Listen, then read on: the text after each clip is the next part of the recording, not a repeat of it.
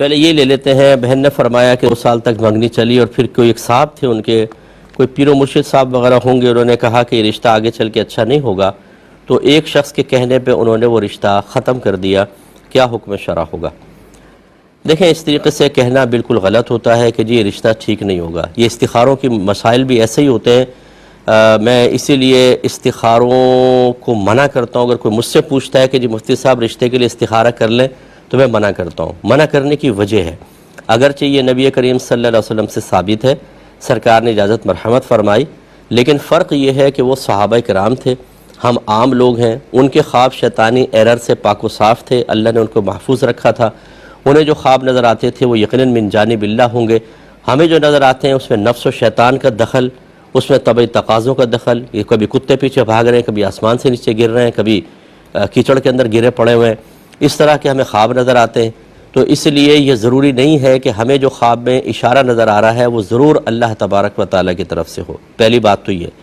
دوسری بات یہ ہے کہ اگر فرض کرنے چلے اللہ کی طرف سے بھی ہے، تو پھر ایمان کی مضبوطی ہونی چاہیے کہ جب آپ نے یہ استخارہ کیا، اور استخارہ کا مطلب اللہ تعالیٰ سے مشورہ کرنا ہے، تو پھر آپ ایسا کیوں کرتے ہیں کہ رشتہ ہو رہا ہے، آپ کو اچھا لگا، آپ نے کہا نہیں استخارہ کرو، لو سب کہہ ہی رہے ہیں، استخارہ کیا اس میں نہ آ گیا، پھر فون کرتے ہیں کہ مفتی صاحب استخارے میں نہ آ گیا، رشتہ بہت اچھا ہے، اگر ہم اس کے خلاف چلے جائیں تو کوئی مسئلہ تو نہیں ہوگا، تو پھر آپ نے استخارہ کیا کیوں تھا؟ آپ تو کہہ رہے ہیں یہ اللہ کا مشورہ ہے۔ جب اللہ کا مشورہ ہے، اللہ کا مشورہ ہے، تو پھر آپ کیوں اس کو اللہ کے مشورے کو ٹال رہے ہیں؟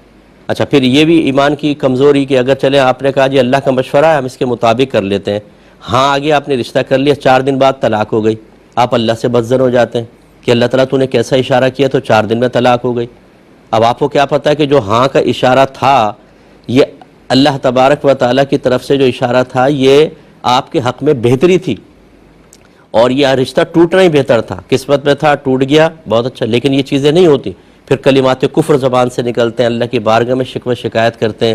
تو اس طریقے سے ہم مشورہ دیتے ہیں کہ آپ مشورہ کریں اور تدبیر اختیار کریں، یہ استخارے وغیرہ نہ کریں۔ اب جیسے یہ ہے، اب انہیں کیسے پتہ چل گیا کہ مستقبل کے اندر یہ رشتہ اچھا نہیں ہوگا، رشتہ توڑوا دیا کسی کا، ان سے اسی ٹائم پوچھتے ہیں نا کہ بتاؤ میری جیب میں کیا استخارہ کر کے بتائیے، آپ بتائیں میں کیا کھا کر آیا ہوں، 2 منٹ کے اندر پتہ چل جائے گا۔ جن کو یہ پتہ ہے کہ 10 سال بعد یہ رشتہ کتنا خراب ہوگا یا 2 سال بعد کتنا خراب ہوگا، وہ یہ تو کم از کم بتا سکتے ہیں کہ تمہیں بھی کیا کھا کر آئے ہو۔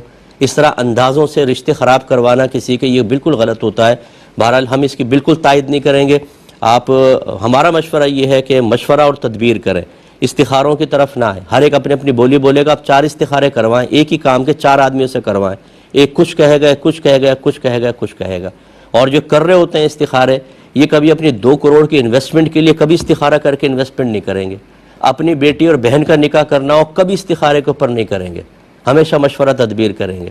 یہ بات میری بری تو بہت لگے گی سب کو، کیونکہ یہ دوسروں کے بچوں کی زندگیاں خراب کر رہے ہیں، دوسروں کے رشتے توڑوا رہے ہیں، دوسروں کے بارے میں بدگمانیاں پیدا کر رہے ہیں، اپنے لیے وہی تدبیر اور مشاورت چل رہی ہے۔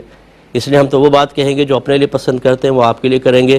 ہمارا یہ آج مسلمان کا ظرف اتنا مضبوط نہیں رہا، نہ اعتقاد اتنا مضبوط ہے کہ وہ استخارے پہ کیے گئے فیصلے پہ پھر اللہ کی رضا پر راضی بھی رہے اور صحیح بھی آ جائے۔